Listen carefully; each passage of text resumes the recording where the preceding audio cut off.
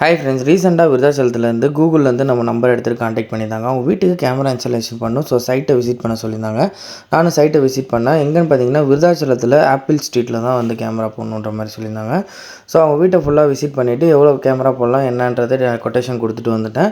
So order வந்து அப்போயே confirm பண்ணிட்டாங்க. ஸோ மறுநாள் போட்டு வயரிங் எல்லாமே நாங்கள் ஸ்டார்ட் பண்ணிட்டோம். பிராண்ட் வந்து என்ன பிராண்ட் போட்டோங்க பார்த்தீங்கன்னா தவாவில் தான் போட்டிருந்தோம்.